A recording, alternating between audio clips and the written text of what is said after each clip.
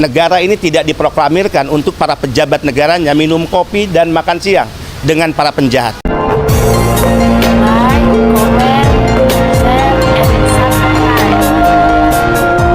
Presiden Joko Widodo mengadakan restrukturisasi Satgas Tindak Pidana Perdagangan Orang dan memerintahkan ada langkah-langkah cepat bulan ini guna menunjukkan pada publik bahwa negara, kepolisian negara, TNI, dan aparat pemerintah yang lain itu bertindak cepat dan hadir untuk ini.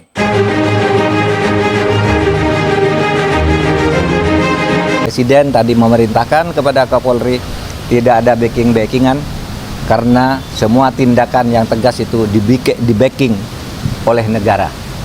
Tidak ada backing-backingan bagi penjahat. Backing bagi kebenaran adalah negara, backing bagi penegakan hukum adalah negara. Dalam 3 tahun terakhir, BP2MI telah menangani kurang lebih 94.000 anak-anak bangsa yang dideportasi dari Timur Tengah maupun Asia. Dan 90% yang dideportasi adalah mereka yang dulu berangkat secara tidak resmi atau unprosedural.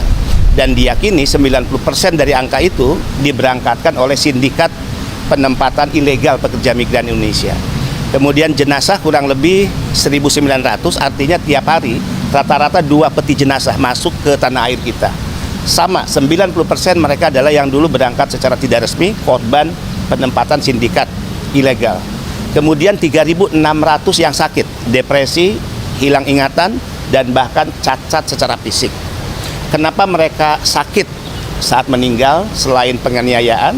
Karena yang ilegal pasti tidak pernah mengantongi hasil medical check up, termasuk tes psikologi sebagaimana yang diwajibkan kepada mereka yang berangkat resmi. Alarm praktek TPPO ini sebetulnya sudah diingatkan oleh World Bank. Tahun 2017 merilis bahwa ada 9 juta orang Indonesia yang bekerja di luar negeri. Padahal yang tercatat resmi di Cisco P2MI itu kurang lebih hanya 4,7 juta. Jadi asumsinya adalah ada 4,3 juta mereka orang Indonesia yang bekerja di luar negeri yang berangkat secara unprosedural dan diyakini oleh sindikat penempatan ilegal. Presiden sudah memerintahkan perang melawan sindikat, ini harus terus dilakukan. Negara tidak boleh kalah, negara harus hadir, dan hukum harus bekerja. BP2MI telah mengambil langkah-langkah peperangan itu. Sejak 3 tahun saya memimpin Badan Pelindungan Pekerja Migran Indonesia. Dalam pandangan saya, negara ini tidak diproklamirkan untuk para pejabat negaranya minum kopi dan makan siang dengan para penjahat atau mentolerir segala bentuk kejahatan.